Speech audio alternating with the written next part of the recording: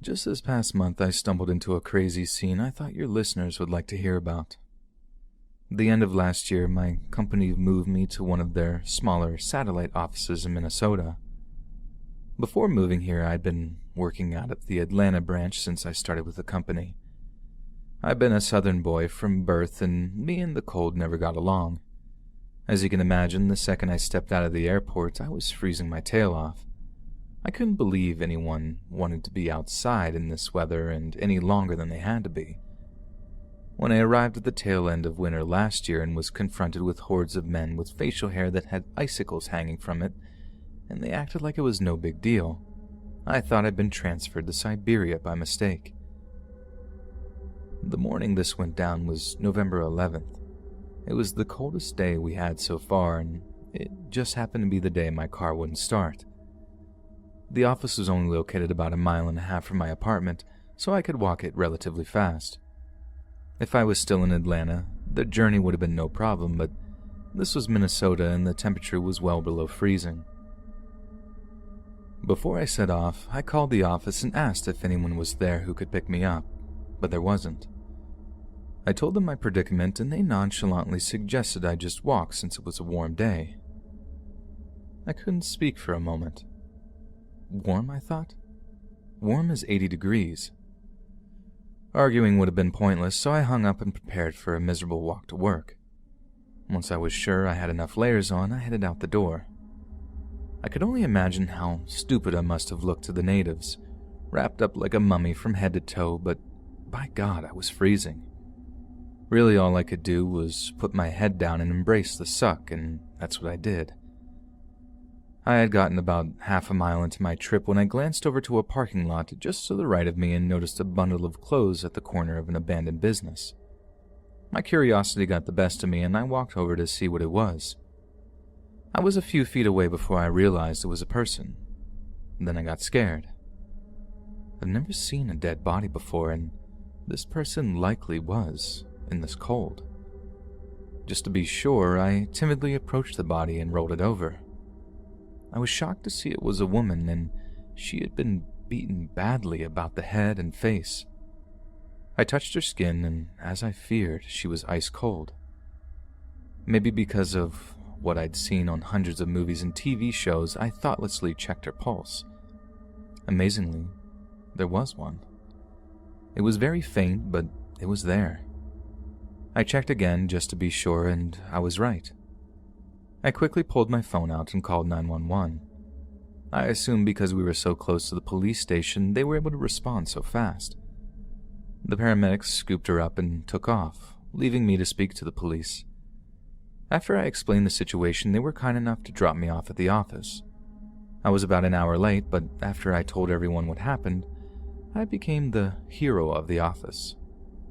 Even though all the attention embarrassed me a little, it did feel good to have everyone's respect. When you're the new guy and nobody knows you, that takes a while to achieve. Before I walked out of the office that afternoon, I called the hospital to see how the woman was doing. It took a few minutes to get a hold of a person that knew what I was talking about, but when I had, I found out that she had survived and was doing well. Even the nurse I spoke to was amazed that she pulled through.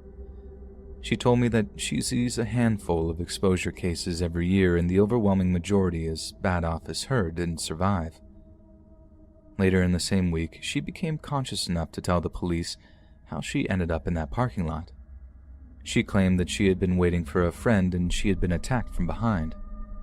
But when I spoke to one of the officers involved with the case, he told me he believed she had been with a customer in his car, and he had beaten her up and kicked her out of the car, probably leaving her for dead. She had 1 or 2 arrests previously in her past, so he believed it to be most likely the same scenario. All of this was off the record, of course, like I was a reporter or something. Personally, I don't care how the poor woman makes ends meet. I'm just happy she's alive, and I hope she makes a full recovery in time to get back to her family for the holidays.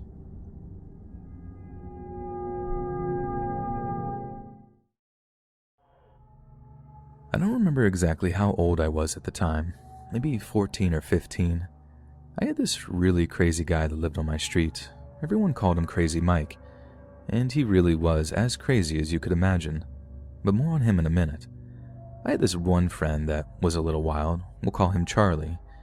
He was kind of the adventurous friend that got me to do some crazy stuff. We went through a phase for about 2 or 3 months where we hung out a lot, and it was honestly a lot of fun. One of the things we would do is explore the nearby woods. There was a lot of wildlife, and anyone could go out there and explore as far as they wanted. We lived on a mountain, and we would hike up the mountain, and when we had enough for the day, we would hike back down. We normally took the regular roads back down because it was just a little bit easier to get home that way. My friend lived a few roads up from me, so I would walk up to his house with him and then go home by myself. I remember this one particular day we had gone hiking through the creek. Bear in mind, it was freezing outside at the time. There was snow on the ground and a lot of water was frozen. At one point, we had the bright idea of walking on the ice. As you might imagine, we fell into the water. It wasn't very deep or anything, not even enough to get above our chest, but we were dripping with water, and it was about 5 degrees outside, and there was snow on the ground. But being the crazy kids we were, it didn't stop us. We just continued hiking even after we got soaking wet. I don't know if we just had a really high tolerance to the cold or it was adrenaline, and we were all good. We continued on for a couple of hours that day. But after a certain point, I finally talked him into heading home for the day. He agreed, and we went out and got on the road. We made our way back down like usual, but this is the point when I started freezing. I was too cold, and I knew my body. I knew that I was in some kind of danger, like getting near hypothermia or something. When we got to my friend's house, he was more than willing to let me come in and warm up for a few minutes. But just as we were getting to his house, my mom called him. She was really angry with me because I hadn't answered my phone in an hour. I tried explaining the situation to her, but she just screamed at me over and over again to come home.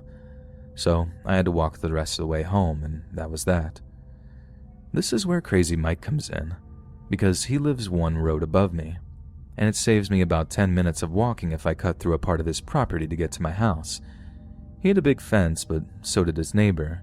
There was a small walkway kind of area between the two spots. I was obviously in a rush to get back home and warm up. In fact, I was jogging most of the way.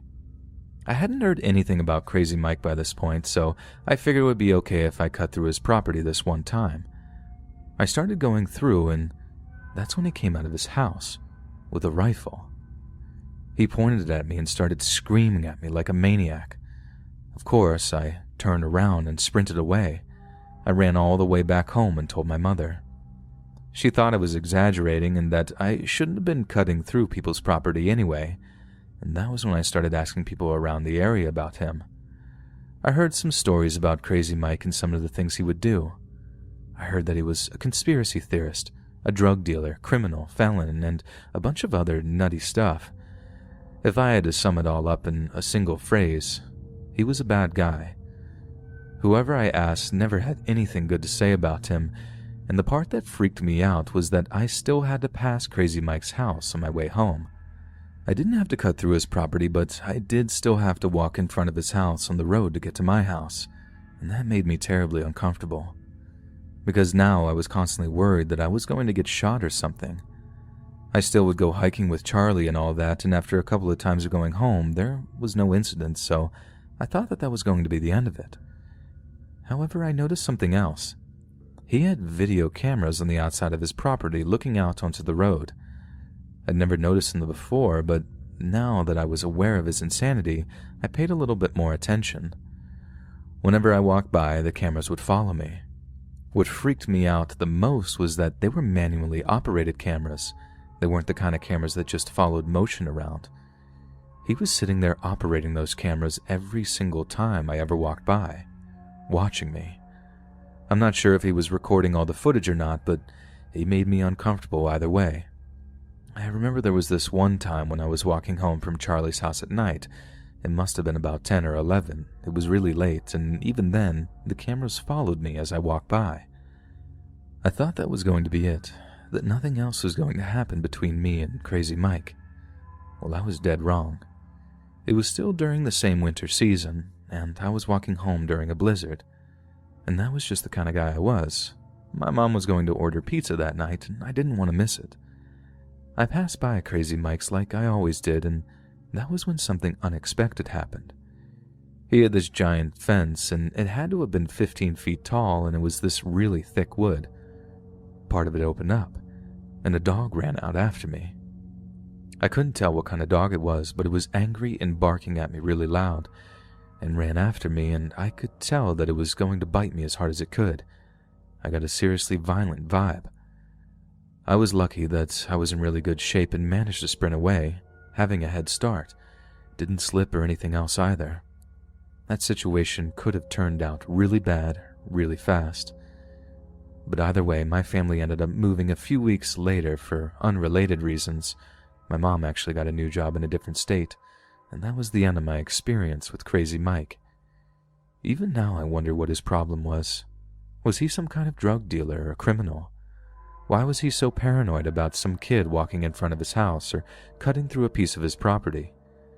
I've asked my friend on Facebook a couple of times if he's heard anything about Crazy Mike, and apparently nothing has changed. So make of that what you will. I guess the moral of the story is that you should avoid crazy people as much as you can. Sometimes just walking in front of their house is enough to set them off.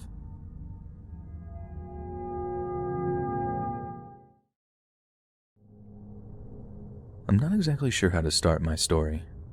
This is probably the creepiest thing that has ever happened to me, and I'm extremely fortunate that I got out without any serious incidents going down. I was in middle school at the time. My name is Angela. I really enjoyed school during those days. I was your typical naive, happy girl. I remember it very vividly. It was my 8th grade first semester, so I had only a few weeks until Christmas vacation, which I was looking forward to because I got to see my cousins. We always had so much fun. My school experiences were pretty ordinary for a girl like me, and I don't want to sound stuck up or anything, but I know that some men considered me attractive, and it became very obvious with the way male teachers behaved towards me and other girls like me. Ask any kid in middle school or high school and they'll tell you, certain male teachers just have a certain feeling about attractive young female students, and one of those teachers for me was Mr. Edwards. I had him for a couple of different classes. He was my homeroom teacher, history teacher, and geography teacher, so I saw him quite a few times every single day. The way he looked at me, it was just a little weird. I didn't recognize it at the time, but the signs were definitely there. He just lingered a little bit too long, and I know I wasn't the only girl in the class that he looked at a little bit too much. Now, for the most part, this was completely harmless. Many of these male teachers never act on their impulses, which is a good thing, but from what I understand, Mr. Edwards was going through specific tribulations in his personal life. I don't really know the specifics, but I heard a rumor that him and his wife got a divorce. I heard that rumor toward the beginning of the semester, which meant that it could have happened sometime in the summer, or maybe even during the school year. I'm not really sure. It was just a rumor. But it certainly would explain some of his behavior. I remember as time went on, my intuition about him became more negative, and I genuinely started feeling uncomfortable in his class. So there was this one time that he called me in front of the class. He would call on students to write the date of a specific event that we were studying, and you would get up and write the date on the board. If you got it right, you got a piece of candy, normally a lollipop or something like that. But if you got it wrong, you just sat back down. We were actually studying World War I, and he called on me to write the date for the start of the war. I wasn't a bad student, but history was really hard for me because I thought it was boring. And I didn't know the date. I just guessed 1904, but apparently that wasn't right. Even now, I still don't care enough to Google it. I finished writing on the board. I turned around to look at Mr. Edwards to see if I had gotten it right or not, and he looked really weird. I'm not even sure how to describe it. Then he said, "You should know this. You've been a very bad girl, Angela. I might have to punish you after class." He was sitting at his desk, and he said it in such a creepy tone of voice. It was the freakiest thing I'd ever seen. I remember looking at everyone's facial expression, and they thought exactly the same thing that I thought. Mr. Edwards caught himself. I guess he realized what a creep he was being and decided to turn the situation into some little joke. He pulled out a Nerf gun from under his desk and shot it at me. The class laughed. It would have been a funny moment had I not felt like he was such a creep just a few seconds prior. I talked with my friends about it after class and they all agreed that it was really weird. If that experience wasn't bad enough, it got even worse. So it was really cold outside, but the school had the heaters on really high. Everyone, including myself, would wear a really heavy sweater or jacket to school and then take it off when we got inside. It was the only way to do it. It felt like an oven in that school sometimes. Being the forgetful person I am, I left my sweater in class, and it was none other than Mr. Edwards' class. It wasn't a big deal. I had plenty of sweaters and jackets. I even had a spare in my locker that I wore home that day. So it was really easy for me to forget about it after a day or two. I just had other things on my mind. Well, I told my mom about it, and she nagged at me to make sure that I got it before the semester ended. She did the whole, "I buy you all these clothes, you better take care of them" type rant. Kinda typical, but she was right after all. I think it was 2 or 3 days before Christmas break began. I went to Mr. Edwards' class after the last class before the day ended. I was hoping I could just look around and it would be somewhere. Maybe in the back or in the lost and found box, maybe. I looked everywhere, though, and I didn't see it. That was when I asked Mr. Edwards. He was there, and, of course, he was oh so eager to help me find it. When I explained the situation, he acted like he was just remembering something. "Oh, my mistake. I've just had it under my desk for a few days. I've been meaning to give it to you, I just got caught up with grading final papers." He pulled it out from his drawer in his desk and handed it to me. He played it off like he completely forgot. Something told me that it was not an accident, not only because of what had happened in class that other day, but also by his facial expression when I asked him. I'm guessing that he was holding on to it in hopes of keeping it, and that he hoped that I would just forget about it. Very creepy, I know, and that was one of the creepiest things to ever happen to me, but here's the really crazy part. A couple of years later, I was attending college. I was very fortunate to have found a really good online program for my major, so I was still living in the same town. And I remember learning about the Deviant Offenders database. You know how you can look up any sort of predators that live in your area? It's all publicly available information. I strongly encourage you to check it out. Well, I looked on there for the first time while I was in college, and lo and behold, Mr. Edwards was on there. He was registered there for having relations with a minor. It didn't give you a whole lot of information, but you get a picture of them, all of their information, and what they did. It was a minor and very shocking considering that he abused his power as a teacher. The creepy part is that it happened just a year after I had class with him. I was really grateful he didn't try that with me. I know it's really difficult when someone has so much power and abuses it over you like that, but I looked at some of the other people in that database in my area.